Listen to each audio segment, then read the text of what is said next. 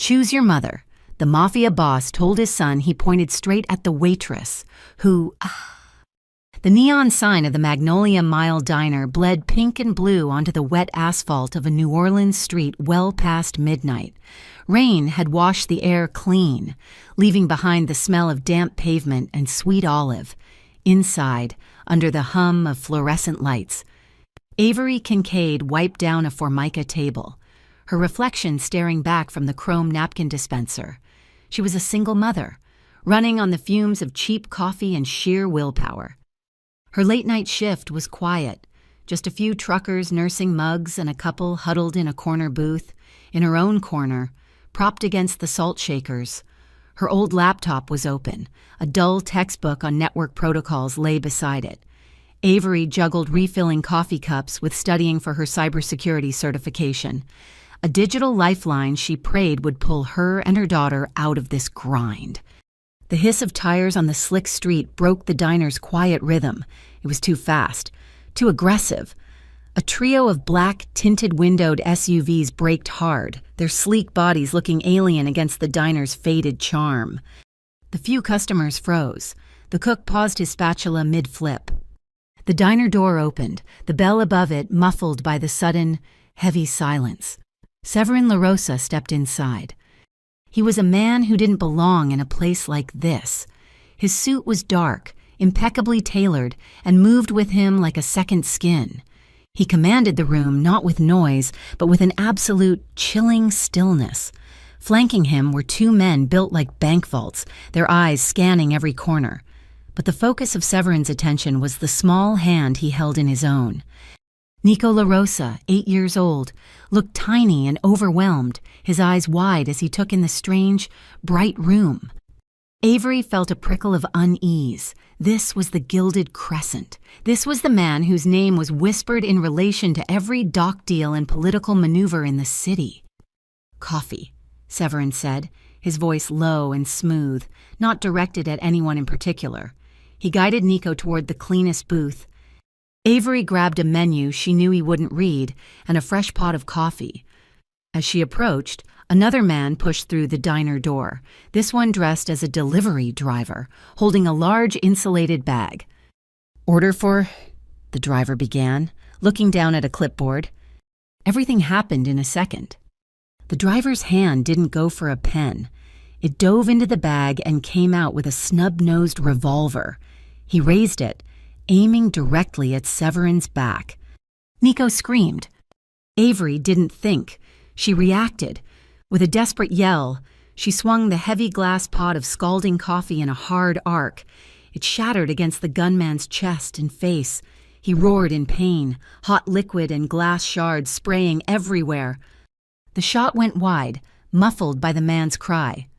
Severin had moved just as fast. Spinning around, he grabbed a heavy, polished silver tray of pastries from the counter and held it up like a shield, pulling Nico behind him just as the gunman, blind with pain, fired again. The bullet slammed into the tray with a deafening thwack, embedding itself in the metal. Nico was hysterical, clutching his father's leg. The bodyguards were moving, but the gunman was still a threat, fumbling to clear his weapon, his hand shaking from the burns. The diner was chaos. People were screaming, diving under tables. Avery had stumbled back, her heart hammering against her ribs. Her eyes darted across the linoleum floor, greasy and littered with shattered glass. She saw a heavy stainless steel teaspoon dropped by a fleeing customer. Before the gunman could aim again, before the bodyguards could close the distance, Avery lunged. She didn't grab the gun. She didn't try to fight him. She scooped up the spoon and with all her weight jammed the handle hard against the side of the pistol grip. There was a metallic click. The magazine, heavy with bullets, dropped free from the gun and skittered across the floor. The gunman stared at his useless weapon, bewildered. In that instant, Severin's guards were on him, a blur of professional, brutal efficiency. They subdued him, neutralized the threat, and hauled him to his feet without a sound. The silence that fell was worse than the gunshot. It was thick, vibrating with adrenaline. Severin LaRosa slowly lowered the dented tray. He looked at his son, checking him for injuries, his hands surprisingly gentle. Then he looked up. His eyes, the color of dark whiskey, found Avery. She was breathing hard, still clutching the bent teaspoon, her knuckles white. He didn't thank her. He just watched her, his expression unreadable, calculating. He noted the way she hadn't screamed after throwing the pot, the way she hadn't tried to be a hero, but had instead executed a precise, tactical move. She hadn't aimed for the man. She had aimed for the mechanism. Sirens wailed in the distance. Predictably late, the Metropolitan Public Safety Ward officers would arrive soon to tape off a scene they didn't understand. Among the first through the door, however, was a woman in a plain pantsuit who blended perfectly with the background. She flashed a badge, Federal Urban Integrity Service, Agent Juno Morrow. She ignored the local cops, her sharp eyes taking in Severin, the subdued gunman, the dented tray, and finally, Avery Kincaid. She quietly began taking pictures with her phone. The diner owner, Sal, emerged from the kitchen, shaking, his white apron stained with grease. "Mr. LaRosa, sir, the damage, Severin reached into his jacket and pulled out a thick stack of cash. Dropping it on the counter, it was far more than enough to cover the damages. "The boy," Severin said, his voice cutting through the remaining tension, "needs a mother." Sal's mouth snapped shut. Avery stared, confused. Severin turned to his son. Nico was still trembling, his face pale, but the immediate terror had faded, replaced by a stunned awe as he looked between his father and the waitress. "Nico," Severin said, his voice softening just enough for the boy to hear, "choose your mother." The room held its breath. The cops, the FUIS agent, the patrons peeking out from under tables, all eyes were on the small boy. Nico caught his breath, a small, hitched sound, and pointed a trembling finger straight at Avery. She saved Dad." A sharp, hysterical laugh bubbled up in Avery's throat. She choked it back, her mind reeling. It was a joke. It had to be some kind of sick, powerful man joke. She looked at Severin, expecting a smirk, a dismissal. Severin LaRosa was not smiling. His gaze was flat, absolute, and locked onto hers. "Then," he said, the words landing like a sentence, "we have a mutual problem." Avery physically recoiled, the bent spoon falling from her hand with a clatter that seemed excessively loud in the stunned silence. "That is not funny," she snapped, her adrenaline-fueled courage overriding her fear of the man. "I am not part of this. I have a daughter. She's 11 years old. I work 2 jobs to pay off my mother's hospital bills and to keep our apartment. I do not have time for whatever this rich man game is." She looked at Nico, her expression softening for just a moment. The boy was still watching her, his dark eyes mirroring his father's intensity. "I'm glad you are okay, kid, but I am just the waitress." Severin LaRosa watched her, unfazed by her rejection. His guards had the gunman secured near the exit, and the local police were busy taping off the entrance, effectively trapping everyone inside. "It is not a game," Severin said, his voice quiet but carrying. "That was a man from the Bayou Serpents. Because of what you did, what my son saw you do, you are now involved. They do not leave witnesses who interfere." "I did not interfere," she lied, her voice rising. "I dropped a coffee pot." "And a magazine," he corrected. He stepped closer, careful not to crowd her, but his presence seemed to suck the air from her space. "I am offering a contract, protection. You will tutor Nico for a few weeks. Keep him calm. The media will see it as a compassionate story, and the serpents will see you under my shield. Your daughter, Mara, will be included in that protection. I will pay off the hospital debt and cover your expenses." It was a lifeline. It was a noose. "No," Avery said, the word final. "I will not bring this danger near my daughter." He tilted his head, a flicker of something annoyance, perhaps respect in his eyes. "You already have?" The police finished their initial sweep, and the diner's occupants were finally allowed to leave, one by one. After giving statements, Avery, exhausted and smelling of burnt coffee, pushed her way out into the damp, pre-dawn air. She had only taken 2 steps toward her aging sedan when Agent Juno Morrow materialized from the shadow of the neighboring building. Avery Kincaid. It was not a question. Morrow was sharp, angular, and looked as if she had not slept in days. "You've got quick hands." "I'm tired. I want to go home to my daughter." "You think LaRosa's gonna let you?" Juno stepped closer, blocking her path. "He owns everything you just walked out of, and now he thinks he owns you." She held up her phone, showing a grainy image of a digital ledger. "Severin LaRosa is washing millions. He uses a crypto front called Lapis Gate, stable coins routed through offshore accounts, cleaner than bleach." Avery frowned, the cybersecurity student in her recognizing the terms. "What does that have to do with me?" "He offered you a job. Didn't he, money?" Juno held out a tiny object. It looked like a cheap cat-shaped keychain. "He will pay you. When he does, when he accesses his digital wallet near you, I want you to plug this utility in. It is a simple keylogger. It will not harm his system. It just copies the transaction data." "You want me to spy for you? Absolutely not." Avery tried to push past. Juno's hand shot out, grabbing her arm. Her grip was like steel. "You have a daughter? Mara? 11 years old. Goes to the charter school on Esplanade. Plays violin." Avery's blood ran cold.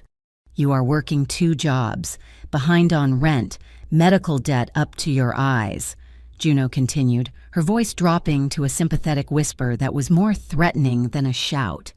"It looks like an unstable environment, Miss Kincaid. It would be a tragedy if child welfare had to step in and check on Mara's living situation." Avery stared at the FUIS agent, the reality of her situation crashing down. She was trapped. "You are protecting me," she said, the words tasting like ash. "We protect your daughter," Juno corrected, pressing the USB keychain into Avery's numb hand. "You just give us LaRosa." Avery drove home on autopilot, the cat keychain heavy in her pocket. She parked and ran up the 3 flights of stairs to her small apartment, desperation making her clumsy with her keys. The key slid in but would not turn. She frowned, jiggling it. Before noticing the brass, the lock was loose. Someone had tampered with it. She pushed the door open, her heart in her throat. "Mara?" The apartment was silent, the faint smell of stale paint and old wood. Nothing seemed missing. The laptop was still on the kitchen table, her textbooks beside it. Then she saw it. On the wall above the sofa was a framed photograph of Mara, taken last spring at her violin recital. Mara was beaming, her bow held high. The frame was crooked. Avery knew it was not crooked when she left for her shift. She straightened it every morning. Someone had been inside. Someone had touched her daughter's picture. It was a message, far louder than Juno's threats. Her hands shook so badly she could barely dial. She did not call the police. They were either useless or on someone's payroll. She called the number on the business card Severin had slid into her apron pocket before she left the diner. He answered on the first ring. "Kincaid." "Someone was in my apartment," she said, her voice tight, trying to keep the panic out. "They did not take anything, they just moved a picture of my daughter." She was not asking for help. She was delivering a warning. "You said I was involved. You were right. Now they know where I live. So whatever shield you think you have, it is not working." She hung up before he could reply, her back sliding down the wall. Less than 5 minutes later, a sharp, polite knock echoed. She opened the door to a woman she recognized from the diner. She was tall, severe, with her dark hair pulled into a tight bun. "Miss Kincaid, I am Sophia Vale, Mr. LaRosa's head of security." The woman's eyes were intelligent and missed nothing. "Please pack a bag for yourself and your daughter. We are moving you." "I'm not going anywhere." "They tampered with your lock. They left a warning. The next visit will not be so subtle," Sophia said, her voice flat, stating facts, not opinions. "The car is downstairs. Mr. LaRosa has already arranged for your daughter's school transfer and security. We are going to the Garden District Safe Suites." It was not a request. Avery, trapped by the serpents and the feds, had no cards left to play. An hour later, Avery and a very confused, sleepy Mara were escorted into a penthouse suite that was larger than their entire apartment building floor. It was all clean lines, bulletproof glass, and sterile luxury.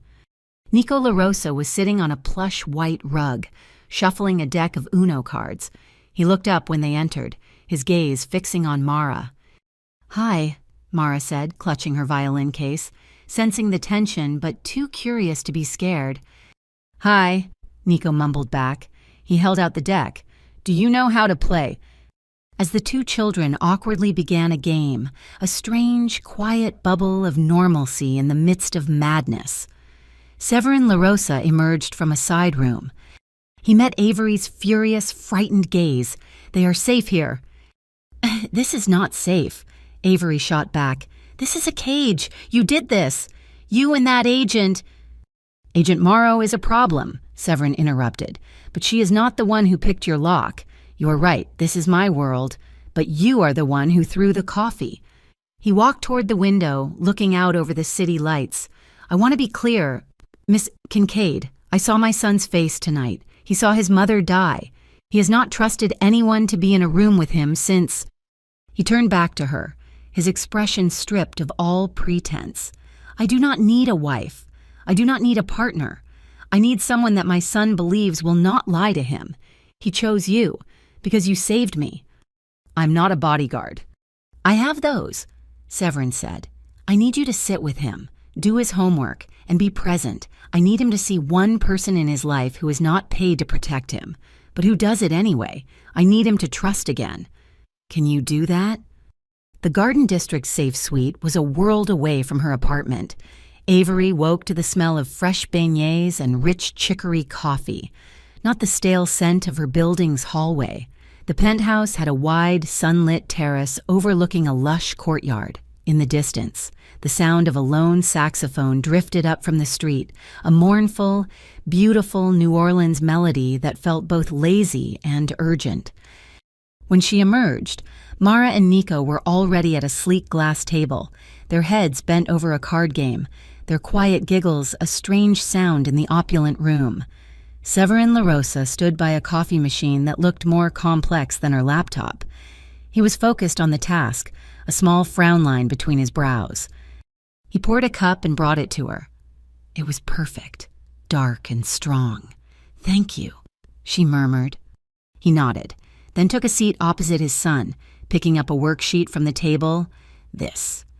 Science, technology, engineering, math. It is science." Nico sighed, the sigh of a long-suffering 8-year-old. "It is about thermal conductivity. Dad, we have to do the experiment." Severin stared at the paper as if it were written in code, turning it over, then back. He was holding it upside down. "Right, thermal." Avery could not stop a small, surprised laugh from escaping. "You are reading it wrong." His head snapped up, his eyes sharp.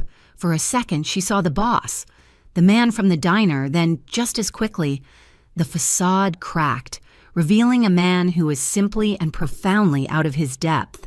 He looked exhausted. He slid the paper across the table to her. "I manage half the city's shipping," he said, his voice low and gravelly. "I cannot understand homework for an 8-year-old. Avery looked at the sheet. "It is simple," she said, a sense of competence settling her nerves. She walked to the sterile, state-of-the-art kitchen. "Nico, get me the sugar bowl and a metal spoon." A moment later, she was guiding Nico, showing him how to hold the spoon with a sugar cube over the low, controlled flame of the gas stove. She was careful, her hand steady over his. They watched as the sugar first turned brown, then black, a wisp of smoke rising. "That is caramelization, then combustion," Avery explained, her voice in teacher mode. "The heat changes it, the metal spoon gets hot fast. Right, that is conductivity. The heat travels through it." Nico was mesmerized, his eyes bright with understanding. "Wow." Avery glanced over her shoulder. Severin was leaning against the door frame, watching them. His suit jacket was off, his sleeves were rolled up, and the usual armor of his stillness was gone. He looked, for a fleeting moment, like a normal father. "You're good at that," he said quietly. She turned back to the stove, switching it off. At science. At this, he gestured vaguely at the kitchen, at Nico, at the domestic scene. At being a parent, I do not know how. I only know how to protect, how to own, how to fight. His voice was a near whisper. A confession not meant to be analyzed, but she heard the raw truth in it. I do not know how to build. The fragile peace shattered when her phone buzzed on the counter. A text from an unknown number. The message was short. Choose a side, serpents. Attached was a photograph. It was Mara, walking out of the school gates, her violin case in her hand, her bright pink backpack vivid. The photo was taken from a distance, through the school's iron fence. Avery's stomach twisted into a cold, hard knot. Her hand was shaking as she gripped the phone. They were watching her daughter. Right now. Sophia Vale, who seemed to appear and disappear silently, was suddenly at her side. Avery did not need to show her the phone. Sophia had already seen the change in her expression. We changed the route, Sophia said immediately, turning to Severin. Full lockdown protocols. The children stay inside. No, Avery said, her voice sharp with a fear that felt like anger. You cannot. You will not. You cannot lock her in a glass tower. She has her violin lesson. She has her life. If you change everything, if you make her a prisoner, then they have already won. It is just like I said. You are kidnapping her legally. Severin looked at her, his face a mask of conflict. He was a man of absolutes. Control, lockdown, her safety is paramount. Her life is paramount, Avery countered, stepping toward him. And that means letting her live it. We just have to be smarter, not harder. They expect you to lock her down, so do not. He held her gaze, a long, calculating stare. She was challenging his methods, his entire way of operating. He was seeing a different kind of strength, one that did not come from a gun. Finally, he gave a curt nod to Sophia. Standard route, he ordered. Double the unseen protection. No visible guards. The tension remained, thick and unspoken, through the rest of the day, that evening. Severin was preparing for a late meeting. He stood in the grand foyer, adjusting the cuffs of his dark suit. He looked every inch the man who ran the city's shadows. He was struggling with his collar, the small tab on his crisp white shirt stubbornly crooked. It is... Avery stepped forward without thinking. It is crooked. He stopped, his hands falling to his sides, holding perfectly still. She was suddenly closer to him than she had ever been. She could smell the faint, clean scent of expensive soap and the sharp smell of laundry starch. Her fingers brushed the warm skin of his neck as she reached for the collar. He was solid and warmer than she expected. His breath hitched. It was almost imperceptible, a tiny intake of air, but she felt it. Her own heart gave a heavy thump. She focused on the task, her fingers fumbling slightly with the stiff fabric. When she finished, her hand lingered for a split second on the smooth wool of his lapel. She looked up. His eyes were not on her hands, they were on her mouth. The air between them became thick, heavy, and charged. Neither of them moved. It was a question. Hanging in the absolute silence of the penthouse, broken only by the distant saxophone, he leaned in, just a fraction of an inch, his gaze dark and intense. Avery snatched her hand back as if the fabric had burned her. She took a quick step away, her cheeks hot. There. It is fixed. Severin cleared his throat, the moment broken. He straightened his cuffs, his composure instantly, perfectly back in place, but his eyes were still watching her. Thank you. He turned and was gone. The next day, she met Juno Morrow in a crowded French Quarter cafe. Juno slid the cheap pink cat keychain across the table. He trusts you now, Juno said, her voice brisk. He is paying your mother's bills. He will use his laptop, his digital wallet, near you. Plug this USB utility in. We need the Lapis Gate data. Avery stared at the keychain. She thought of Severin, looking helpless in front of a homework sheet. She remembered the raw, unguarded confession in his voice. It was all getting too complicated. If I do this, Avery said, her voice quiet and steady, forcing a coldness she did not feel. I need assurances, not just your threats. Juno raised an eyebrow. My mother, she is in a long-term care facility. Massive medical debt. I want a new identity for her. Someplace safe, and the debt wiped clean. And for me and Mara, full federal immunity for anything I do while associated with him, and for anything I might have done to get by before. Juno smiled. It was a cold, thin expression that did not reach her eyes. Done. You get us La Rosa, and you and your family get a clean start. She agreed too quickly. There was no hesitation, no need to check with a superior. A deal that big, made that fast, was a lie. That night, Avery sat at the kitchen island in the silent penthouse. The cat keychain was heavy in her palm. Severin's personal laptop was in his study. The door open. He was trusting her. She thought about Juno's easy lie. She thought about the serpent's photo of Mara. She was caught between two monsters, two organizations that would crush her without a second thought. She did not go to his study. She did not plug in the USB. Instead, she opened her own battered laptop. Her cybersecurity courses had taught her more than just terminology. Lapis Gate. Severin's name was tied to it. But the digital whispers she had found online suggested a different architect. She put the keychain aside. She did not need Juno's tool. She spent 2 hours tracing the public ledger, following the faint, complex digital trail of the stablecoin. She found the entry point. She could not access the main data, but she could see the architecture. She began to copy the transaction path, the digital map of how the money moved. She saved it to a hidden, encrypted partition on her own hard drive. It was not for Juno. It was not for Severin. It was for her. It was her own insurance policy. The afternoon sun was warm, filtering through the oak trees as the black armored SUV pulled away from the curb of the charter school. Avery was in the follow car, a black sedan, just behind it. It was a compromise. She and Severin had reached Mara and Nico could attend school, but only with a full security detail. They were 3 blocks from the school on a quiet, tree-lined avenue when a heavy-duty pickup truck, rusted and red, blasted through a stop sign. It did not slow down. The pickup slammed directly into the side of the children's SUV, a sickening crunch of metal and glass. The force of the impact spun the heavy vehicle a full 180 degrees before it even stopped moving. Smoke grenades shattered the SUV's back windows, instantly filling the street with thick, choking gray smoke. It was an ambush, a kidnapping. Avery was out of the sedan before her own driver had even stopped, her keys still in her hand. "Mara!" she screamed.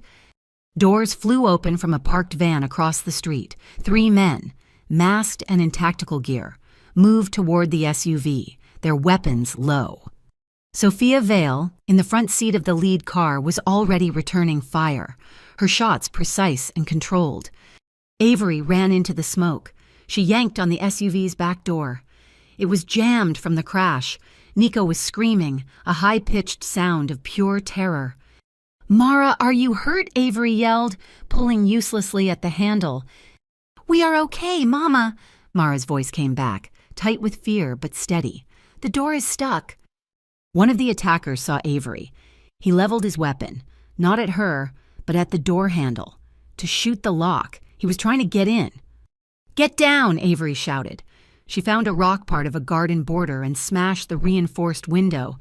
It cracked, spider-webbed, but did not break. She hit it again and again, adrenaline giving her a strength she did not possess. The glass finally gave way. "Nico, unbuckle," Avery commanded, reaching through the broken glass, ignoring the shards cutting her arm. She fumbled for his seatbelt, released it, and dragged him toward the window. "Get out! Go to the follow car run." She shoved him out the window. Nico hit the ground, dazed. "Go!" she roared. She turned back for her daughter. "Mara, come on." "I am calling," Mara said, her fingers flying on her phone's screen. She was not dialing. She was texting. A code. Avery had taught her that if she was ever in trouble and could not talk, to text a specific code to 911. Her daughter was calm, focused, and following her training. An attacker grabbed Avery, spinning her around. He was not one of the tactical men. He was one of the guards from the penthouse. She recognized his eyes. He wore a small embroidered patch on his vest, a stylized crown delta.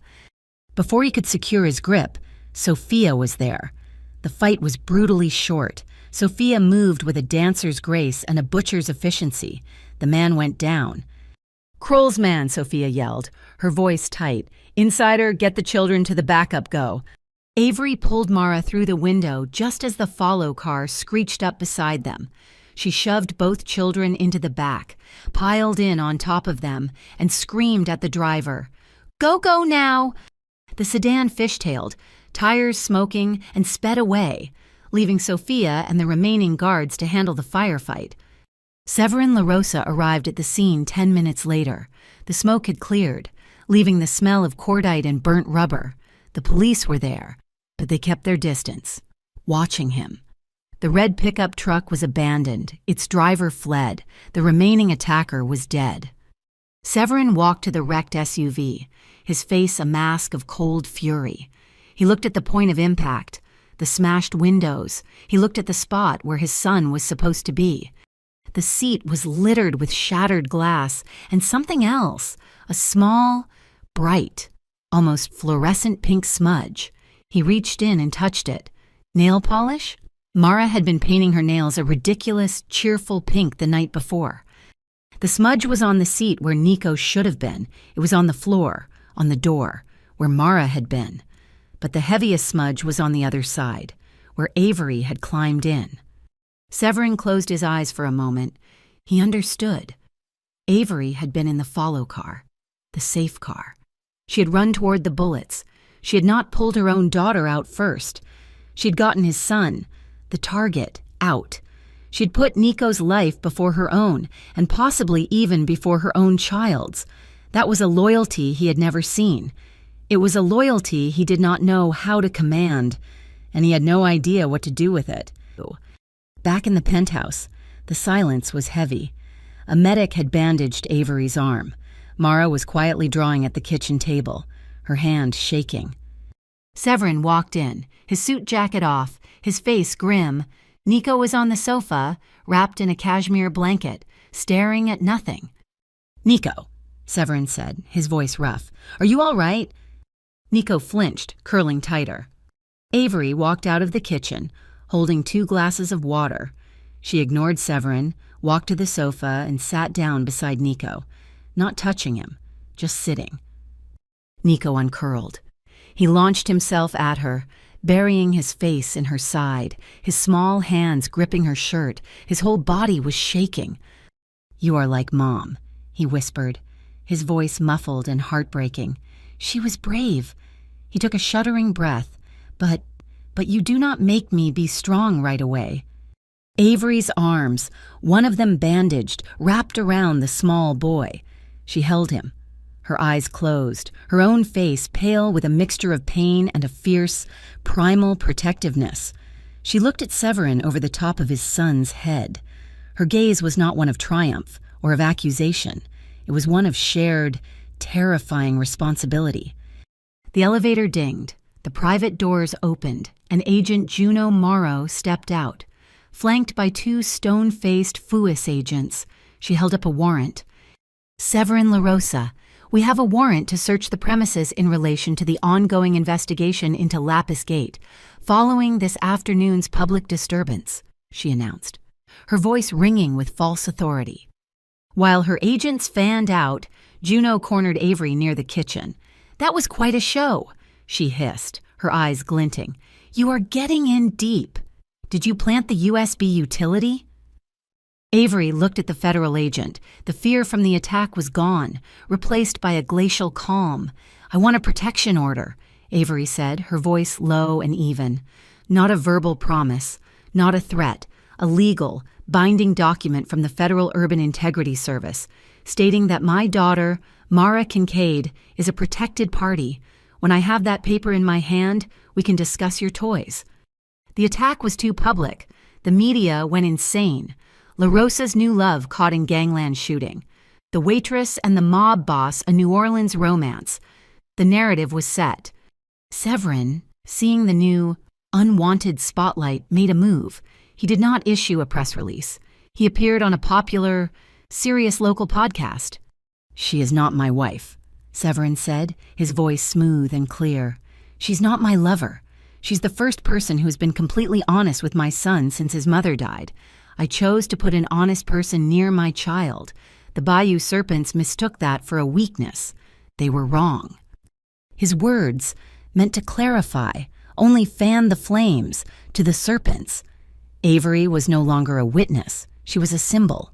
She was the one who had defied them twice and was now being publicly championed by their rival. The rumors from the underworld were fast. The Bayou Serpents had put a price on Avery's head. The contract was no longer for tutoring. Severin, trapped by his own strategy, was forced to make it real. That night, he called a meeting of his most trusted people. He brought Avery, her arm in a sling, to stand beside him. He made the declaration, and in doing so, publicly and irrevocably, pulled her into his circle of trust. The price on her head forced Avery into a new reality. She was no longer just a tutor or a temporary guest. She was a target, and by extension, a prisoner of the Gilded Crescent's protection. But her mind refused to be idle. The attack, the Crown Delta patch Sophia had identified, had given her a name: Kroll. Sebastian Kroll, Severin's man of finance. She spent 2 days locked in the penthouse, her laptop her only weapon. While Severin and Sophia were busy solidifying the perimeter, she dove back into the encrypted partition she had built, tracing the data paths of Lapis Gate. The public ledger was a map, and she followed it. Juno had been wrong, or perhaps had been intentionally misleading. The money was not just disappearing into offshore wallets. It was being atomized, broken down into thousands of tiny transactions. It was being laundered through a network of coastal supermarket gift cards, a brilliant, low-level, high-volume scheme. But the most critical piece of data was the signature.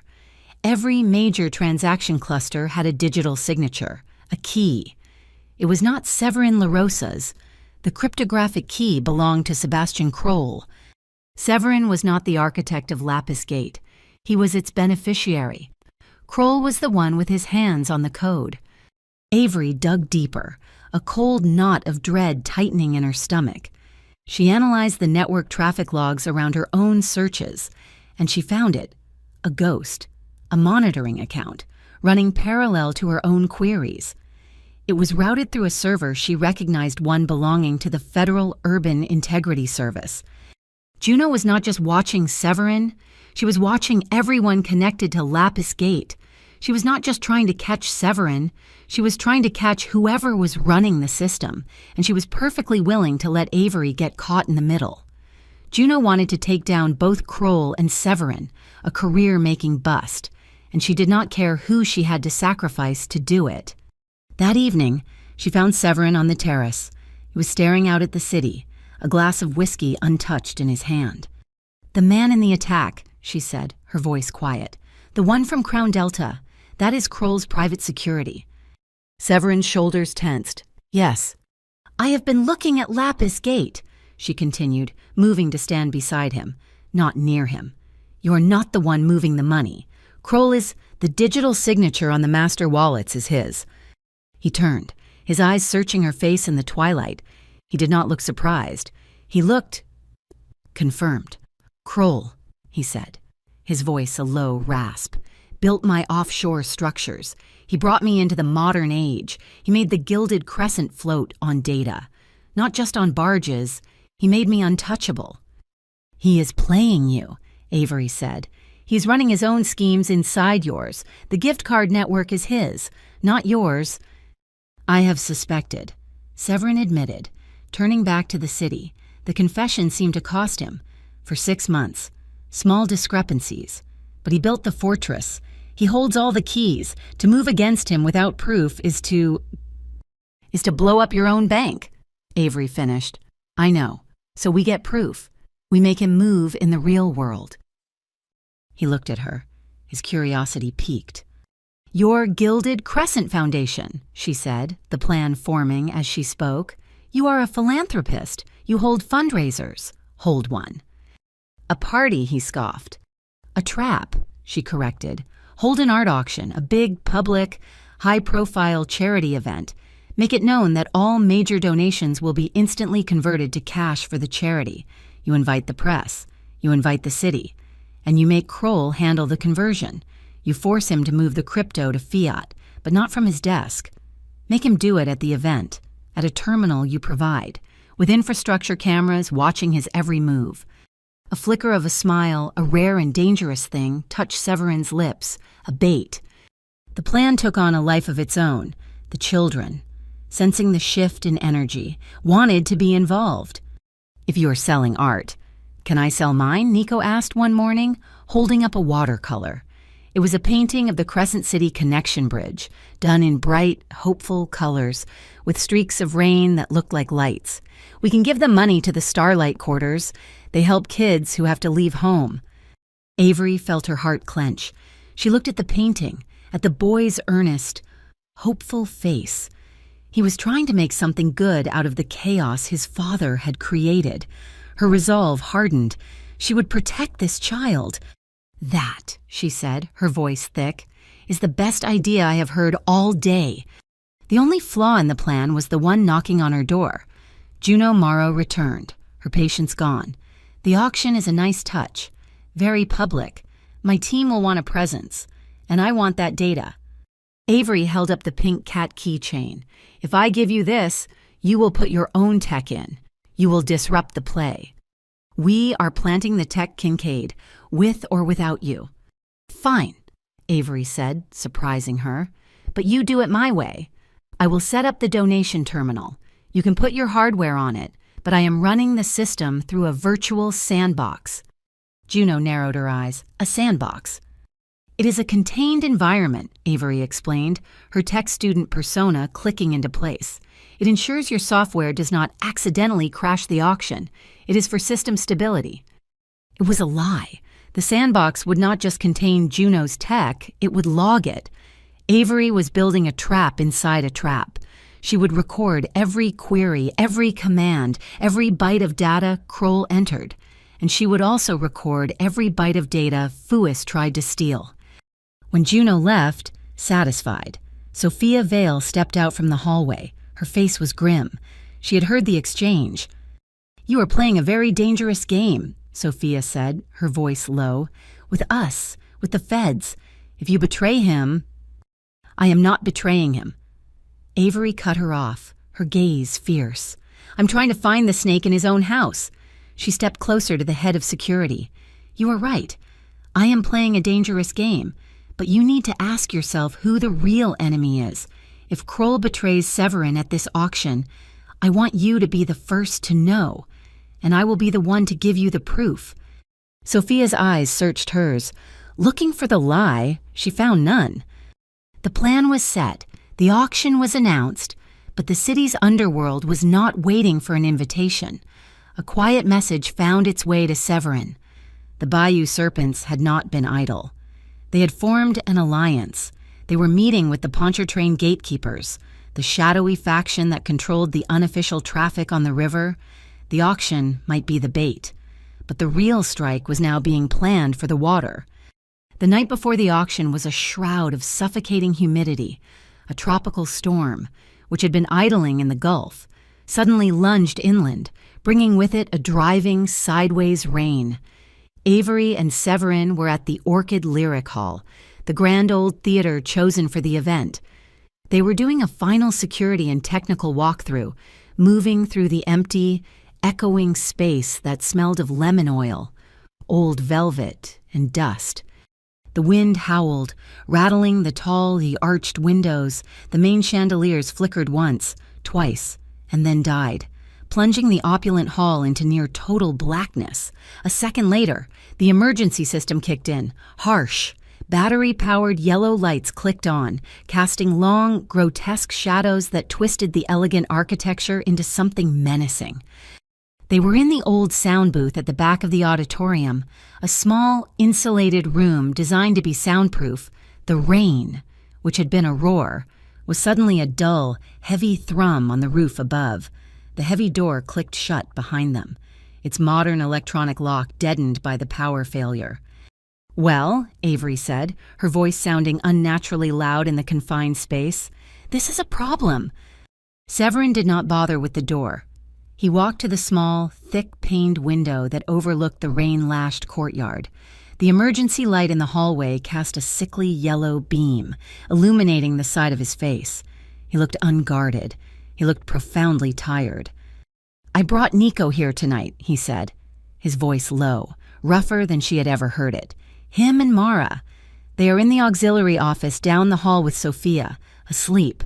I thought it was safer here than the penthouse, less of a target."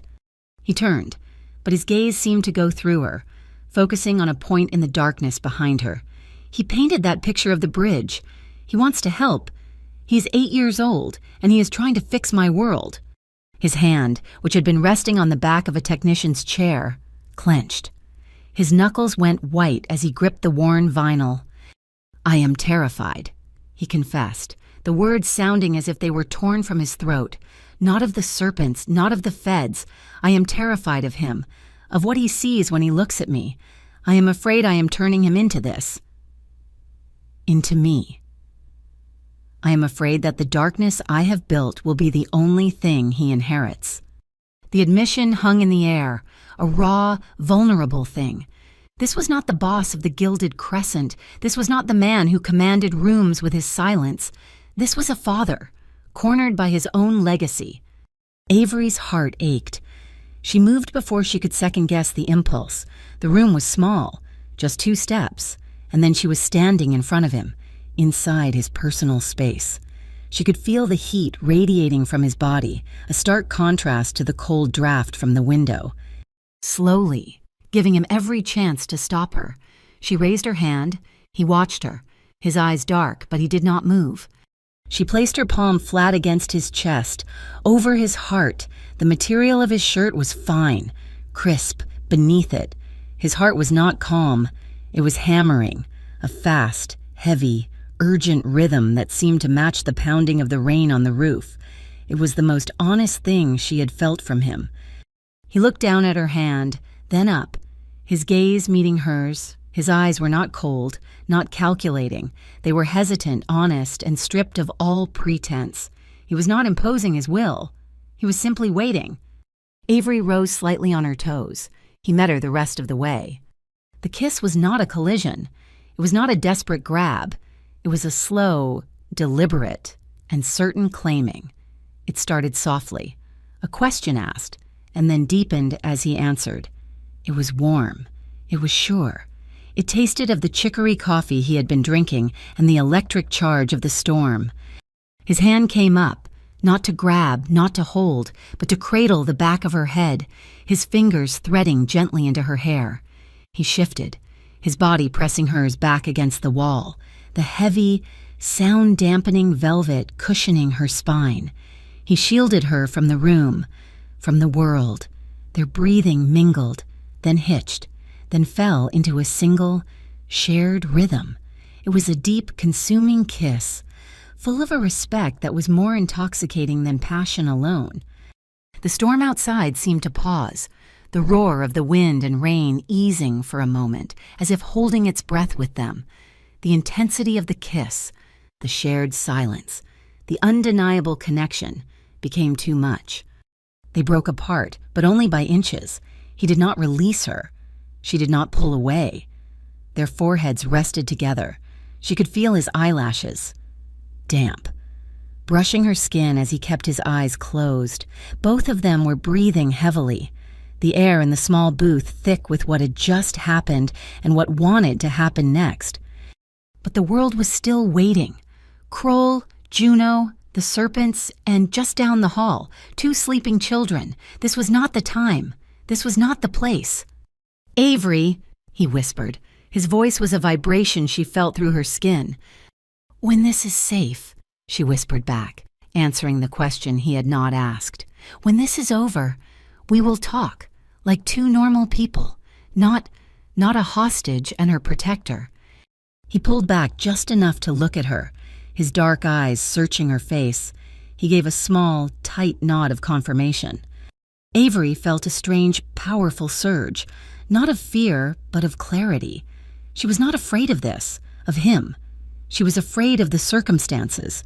She realized, in that moment, that she possessed a healthy, powerful desire, not just for safety, but to be seen, to be respected, and to be wanted for the woman she was, not the symbol she had become.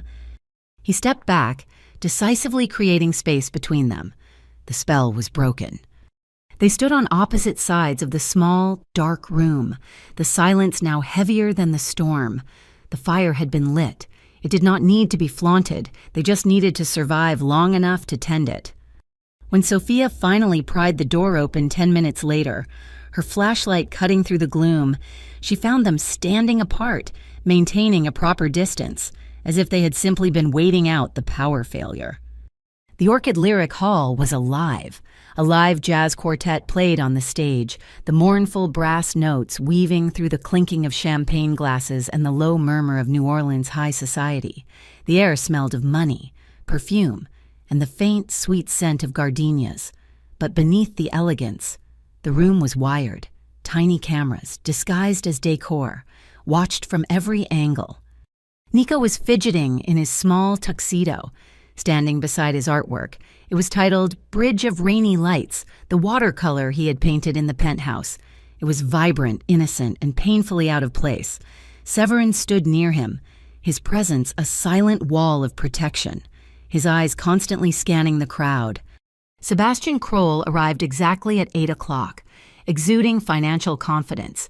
He carried a heavy, reinforced hardware briefcase, the mobile terminal for his Lapis Gate operations. "Miss Kincaid," he said, giving Avery a slick smile. "The man of the hour needs his connection." Avery, elegant in a simple dark dress, nodded. "Of course. Mr. Kroll, the high-speed terminal is right here." She gestured to a private alcove. "The network port is just behind the desk." Kroll plugged in, frowned, and checked his device. There is no connection. "Oh, goodness," Avery said, feigning confusion. "You must have the auxiliary port. The main port is on the other wall. It requires manual configuration for security." Kroll sighed, annoyed by the incompetence. "Just move the desk. I will handle it. No." He knelt, plugged into the correct port, and began typing. His fingers flying across his private keyboard, he was forced to manually enter his security keys and routing protocols to connect. On the other side of the room, at her donation management laptop, Avery watched her screen. A hidden log captured every keystroke, every protocol Kroll used. He was exposing his entire private process, live to her recording. At the same time, Juno Morrow, disguised as a venue technician, watched her own device from a balcony. She saw the connection go live. She initiated her agency's data snoop instantly. Her screen filled with transaction data. She smiled, believing she was watching Severin LaRosa access his master wallet. She was wrong. Avery's sandbox had been activated. Juno was seeing a pre-recorded, sanitized data loop, a digital ghost Avery had created. The real recording, the one happening inside Avery's virtual trap, was logging two things: Kroll's illegal transfer and the illegal intrusion signature of Juno's own agency. "And now," the auctioneer announced, "a very special piece, Lot 12, Bridge of Rainy Lights, by Master Nico LaRosa, benefiting the Starlight Quarters." Nico held his breath as his painting was displayed. The bidding started low. Then, a voice from the back, a phone bidder, called out, $10,000. The room went quiet. 15,000. The same bidder countered their own bid. "Sold!" The auctioneer slammed the gavel. "For $20,000 to our anonymous friend." Nico stared, his eyes wide with disbelief. He looked up at his father. Severin placed a hand on his son's shoulder, a rare, small smile touching his lips. "It seems," Severin said, his voice just for Nico, "that there are true philanthropists left in this city." Nico beamed, his entire posture changing, radiant with pride. Kroll, meanwhile, was finalizing his large, shadowy transfer. just as he was about to hit the final key. The lights in the Orchid Lyric Hall snapped off. The jazz music died. The room was plunged into absolute blackness. People screamed, a wave of panic rising. Then, the emergency lights flared on, the same harsh, yellow beams from the storm, casting the room in a terrifying glow. In that split second of confusion, Kroll reacted, grabbing for his briefcase, but he was too slow. A dark figure, moving with the chaos, grabbed the hardware case. An identical briefcase was dropped in its place. Kroll stared at the replacement, his face pale. Sophia Vale, who had not been watching the stage but the exits, saw the exchange. She did not hesitate. She moved like a shadow, disappearing through a backstage corridor in pursuit of the thief. On Avery's laptop, running on its own battery, a small icon flashed, "Download complete." She opened the file. It was not just data, it was audio. Kroll's voice, recorded from his own device's microphone during the connection. "Pontchartrain gatekeepers," Kroll's voice hissed. "The transfer is moving. The Dawn River trip is a go." The chaos was Juno's signal. This was the moment. She and two agents, their Federal Urban Integrity Service vests now visible, moved through the panicked crowd. They were not moving toward Kroll. They were moving toward Severin, who was shielding Nico with his own body. "Severin LaRosa," Juno shouted, her voice cutting through the noise. "You are under arrest for financial crimes." Her agents reached for him. "No," Avery said. She stepped directly between Juno and Severin. "Get out of the way, Kincaid," Juno snarled. "You are interfering!" Avery held up her laptop, the screen glowing in the dim light. "You have the wrong man," she spoke in a low, fast whisper, for Juno's ears only. "That is Kroll's signature, not Severin's. He has been running a side operation." Juno stared, confused. "That is not what my data shows." "Because I fed you a ghost," Avery whispered. "Look again." She toggled the screen. A new log appeared. "That," she pointed, "is Kroll's real transfer, and that is your agency's digital signature, illegally accessing this system without a specific warrant." Juno's blood ran cold. She saw it. Avery had recorded the entire illegal snoop. "You press send on that arrest report," Avery said, her voice like ice. "And I send this log to your superiors and the press. Your career will burn right alongside Kroll's." Juno was trapped. Her face was a mask of fury. "What do you want?" Avery did not blink. "Kroll is the target. He just confirmed a meeting with the Pontchartrain gatekeepers. A river trip at dawn to move his hardware. You want a bust? There is your bust. Kroll, the serpents, and the gatekeepers, all in one net. And you, my name, my daughter's name, wiped from every list you have. Full immunity. We were never here. You were never here. You were acting on an anonymous tip." Juno stared at Severin, who was watching them, his face unreadable. She looked at Avery. She made the choice. "The docks," she hissed at Avery. "Give me the location." She turned to her agents. "False alarm. Secure the perimeter. We are moving out." The Mississippi River was a channel of gray fog and cold diesel fumes before dawn. The Violent Mercy was not a ship, but a wide, flat industrial barge, its rust-streaked hull sitting low in the dark water. It was moving slowly, purposefully, away from the city. On its deck sat a single 40-foot refrigerated container, a low electric hum vibrating from it. Inside was not frozen cargo, but a rack of crypto-mining workstations and the hard drives containing Sebastian Kroll's blackmail data. The deal had been simple. Avery gives Juno the location, and Juno's team handles the bust. Severin and Avery were to be miles away, completely deniably safe. But they were not safe. They were standing on the damp, cold steel of the barge, having boarded from a shadowy private dock just minutes before. The plan had changed an hour ago, with a single terrifying video message sent to Severin's encrypted phone. It was not a simple threat. It was a sophisticated, AI-generated clip.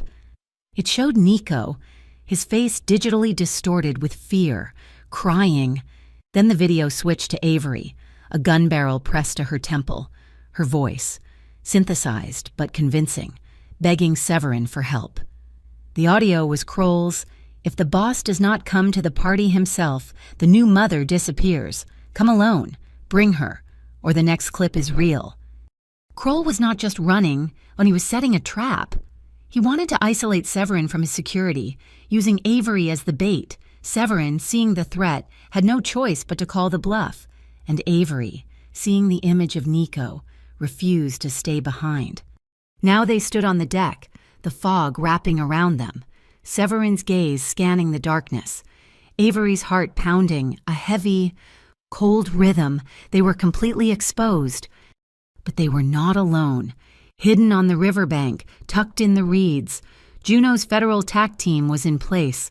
Thermal scopes trained on the barge, and further down the river, the engine of her speedboat muffled. Sophia Vale shadowed their every move, a sniper rifle resting on the bow. The Triple Cross was in motion. Sebastian Kroll emerged from the shadows near the container, his expensive suit now damp with river mist. He was not alone. 2 of his Crown Delta guards stood with him. He was smiling, a look of triumphant arrogance. "Severin and Miss Kincaid, how punctual," Kroll said, spreading his hands. "You actually came. You really do have a weakness, after all." "The drive, Kroll," Severin said, his voice flat, emotionless. "The hardware. It is over." Kroll laughed, a short, sharp sound. "Over. It is just beginning. Did you really think I would let you, or the feds, or the serpents just take my retirement?" He patted the refrigerated container. "This is my insurance. And this." He held up a small, blocky device with a red switch, a detonator, "is my severance package." Avery's eyes widened as she saw the wiring snaked beneath the barge's railings. "The whole barge is wired with industrial explosives," Kroll explained, enjoying his monologue. "The Bayou Serpents are waiting on the bridge upriver, thinking they are ambushing you. The feds are, I assume, hiding on the shore, thinking they are ambushing me. I am going to wipe the entire board clean, the hardware, the feds, the serpents, and you, Severin. The city will just think the great Severin LaRosa finally died in a gang war he could not control." Severin's hand moved toward his jacket. "I would not," Kroll warned. "It is a dead man's switch. My thumb comes off. We all go." While Kroll gloated, Avery's eyes darted around the deck. She was not a fighter, but she was a problem solver. She saw it. Bolted to the bulkhead was a cheap, industrial control panel for the barge's automated systems. Its plastic casing was yellowed, the interface ancient. It was a simple machine, controlling the bilge, the lights, and the fuel lines. It was unpatched, unsecured, and she knew its default administrator password from her online classes. Her hands were shaking, but her mind was ice. As Kroll explained his genius, Avery took 3 slow, deliberate steps backward, as if in fear. She was now standing beside the panel. Her fingers found the keypad, shielded by her body. She typed, "Access granted." She was in. She could not stop the detonator, but Kroll's explosives were wired to use the barge's diesel fuel as an accelerant. She found the command, "Fuel line valve reroute, primary tank to auxiliary ballast." She hit enter. She had not disarmed the bomb. She had just delayed the main charge, buying them minutes. Kroll saw the green light on the panel flicker. "What did you do?" he roared. He was done talking. He lunged, not for Severin, but for the immediate threat. He grabbed Avery, yanking her back with a brutal arm, locking it around her throat. He pressed the cold steel of his pistol to her temple. "End of the line, Severin!" Kroll screamed, his face a mask of panic and rage. "Drop your weapon or she dies right here." Severin stared at them. Avery was choking, her feet dangling. He looked at Kroll's gun, at the detonator. This was the moment, the man who controlled everything, who never gave an inch. Slowly, deliberately, Severin LaRosa placed his pistol on the metal deck and slid it away. "Let her go, Kroll," he said, his voice hoarse, raw. "It is me you want. Take me. A trade." He offered himself, The words hit Avery with the force of a physical blow. In this world of betrayal, he was offering his life for hers. Just then, a phone rang. It was Kroll's. He snarled, ignoring it. It rang again. A persistent, chiming video call. He was losing control, furious. He ripped the phone from his pocket, still holding Avery, to see who was interfering. The call was from Sophia. Kroll tapped accept, ready to scream, but the image was not of Sophia. It was Nico. He was in Sophia's speedboat, the phone held tight in his small hands, the lights of the shore distant behind him. He was crying, but his voice was clear. "Miss Avery," he shouted, his voice tiny and breaking. "Don't let him do it. Don't let Dad do it alone." Nico's voice, his courage, broke the terrible spell, Kroll stunned by the child's appearance. His concentration shattered for a single, fatal tenth of a second, loosened his grip. Avery did not wait. She snapped her head back, smashing her skull into his nose. As he grunted in pain, she drove her heel down onto his instep. He roared. She did not stop. She used his own grip against him, twisting her wrist, dropping her weight, and pulling his arm over her shoulder. His elbow joint locked, and she snapped it backward with all her strength. A sickening pop echoed on the deck.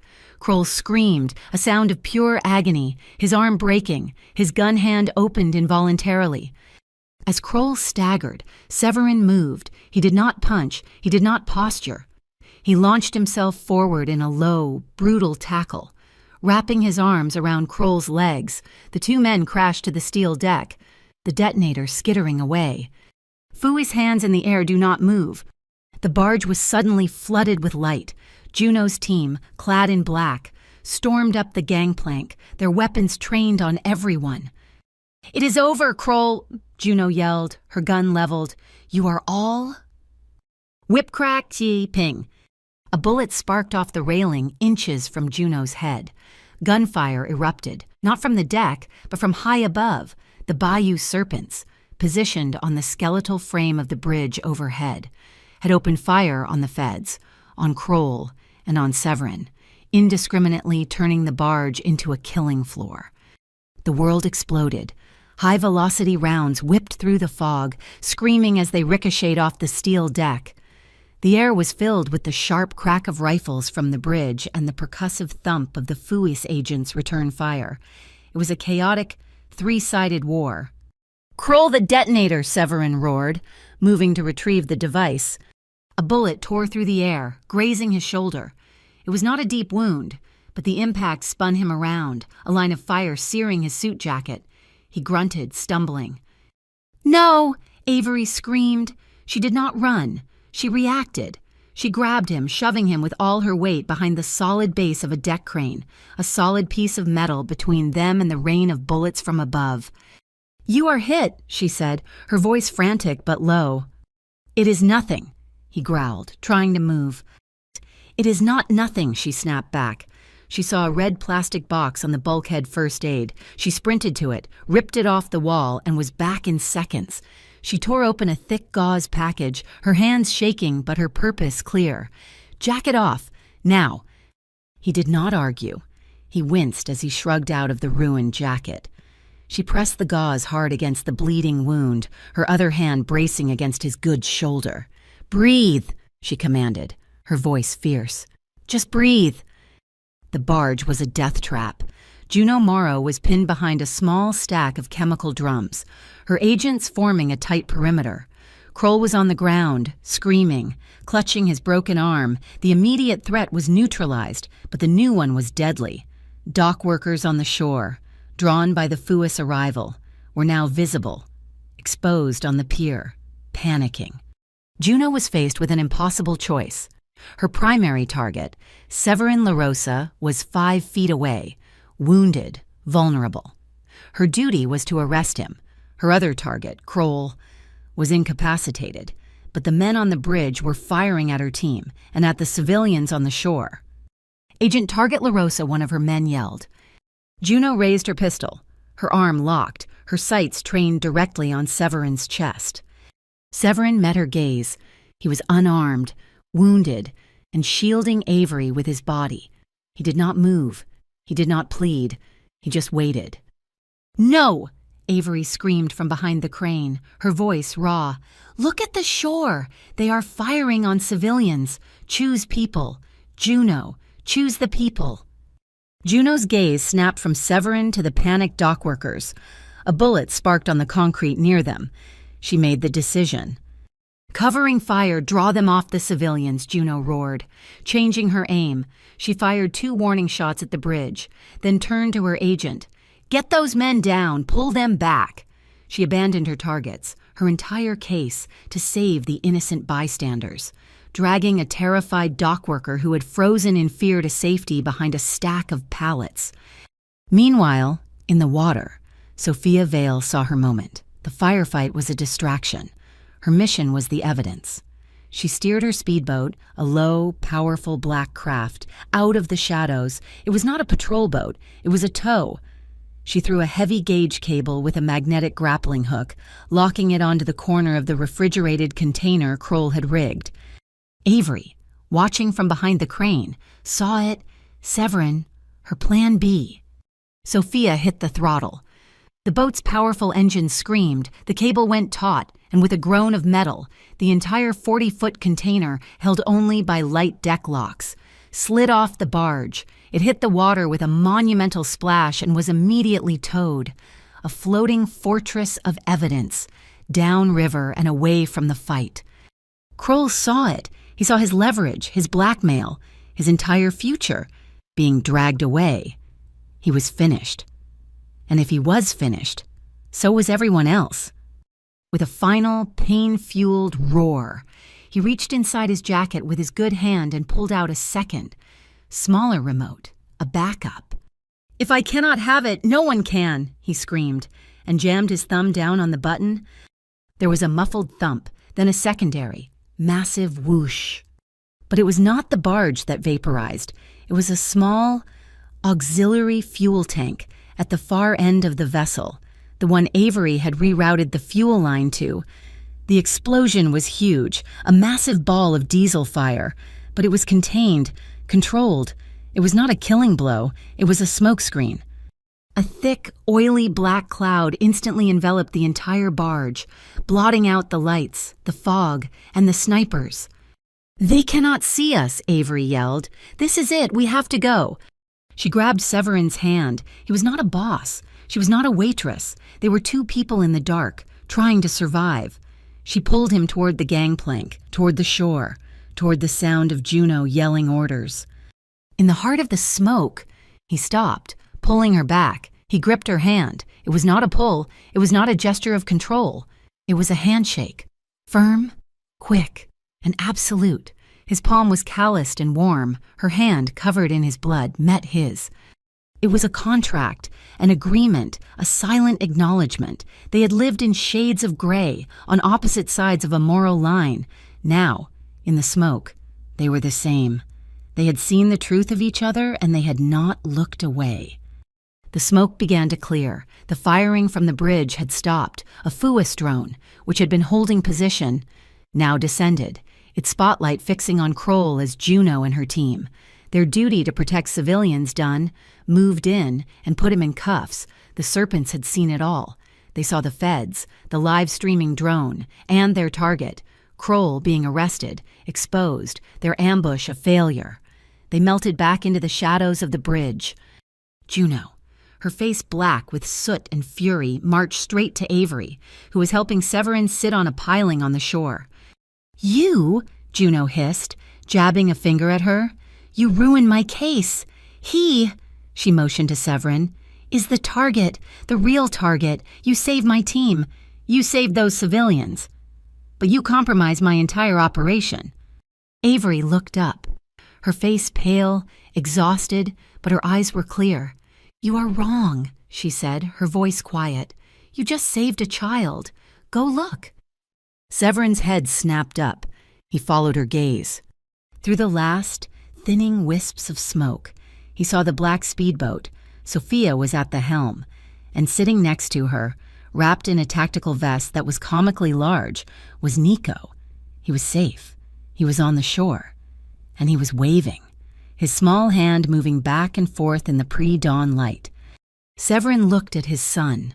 The coldness, the calculation, the weight of his empire, all of it dissolved. The eyes that watched Nico were not those of a boss, or a target, or a criminal. They were the eyes of a father. They were the eyes of a man who was, for the first time, profoundly and completely grateful. The day after the firefight on the barge, the city seemed to exhale. The suffocating fog had burned away, replaced by a bright, sharp November sun. In moonlit oaks, a public park that edged the river, the community gathered for a Reclaim Our River event. It had been planned as a protest against industrial pollution, but after the night's chaos, it felt more like a celebration of survival. Amid the local artists and food stalls, one small painting stood on a special easel. It was Nico's Bridge of Rainy Lights.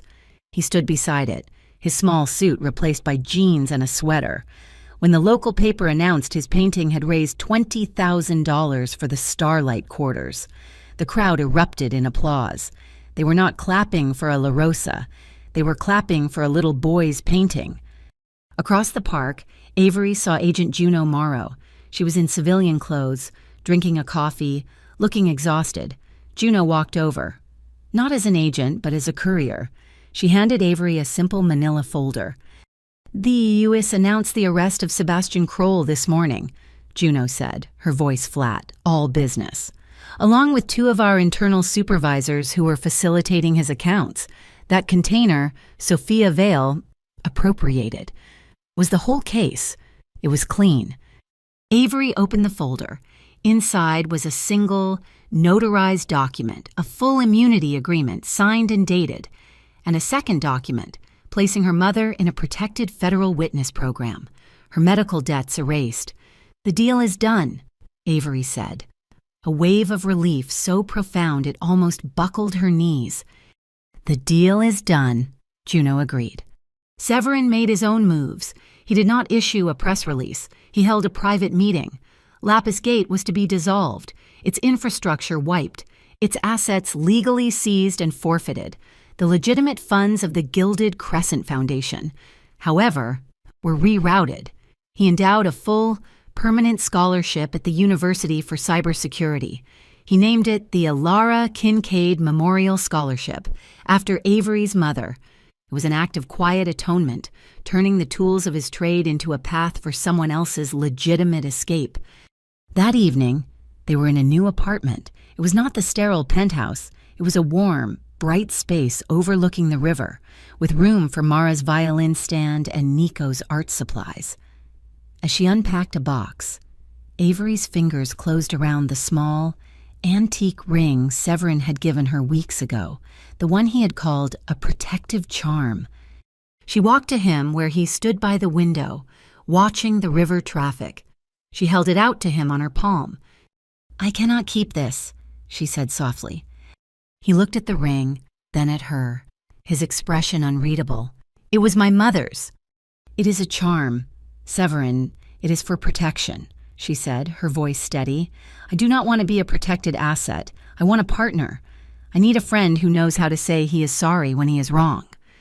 He looked at the ring, then at her face. He did not take it. Instead, he gently closed her fingers around it. "I am sorry," he whispered, his voice thick with an emotion she had never heard from him before.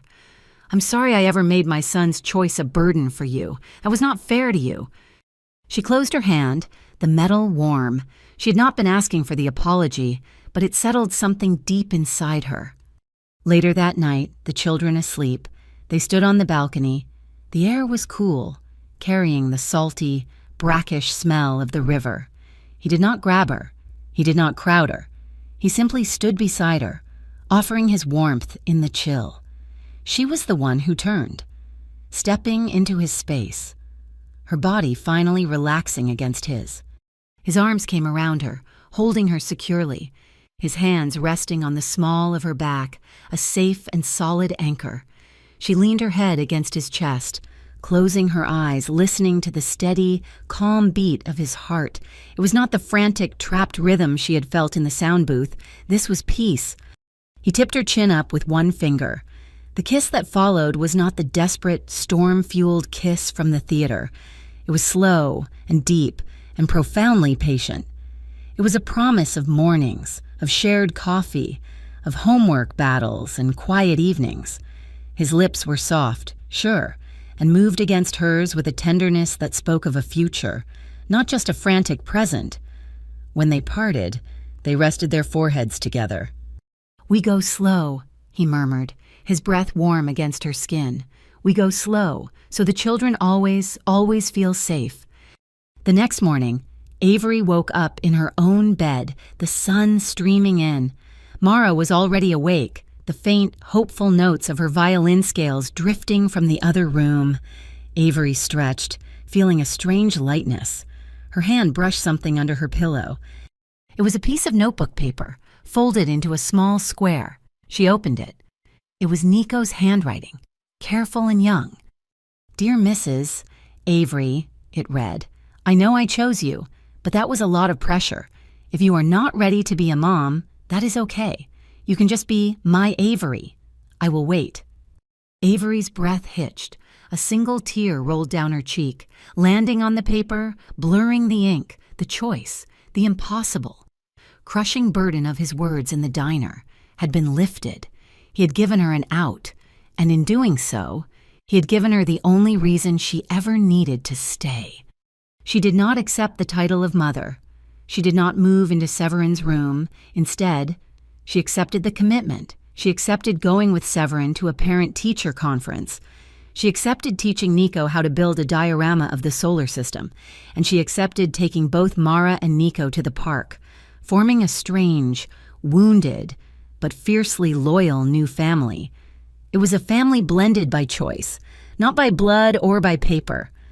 Weeks later, the city held its annual Festival of Lights on the waterfront. The air was festive, full of the smell of hot beignets and roasted pecans. Avery saw Juno Morrow at a coffee stand, the agent, off duty, bought a drink and looked over at Avery. She gave a small, sharp nod. It was not friendship. It was respect. Severin, looking more relaxed than Avery had ever seen him, lifted Nico onto his shoulders so the boy could see over the crowd.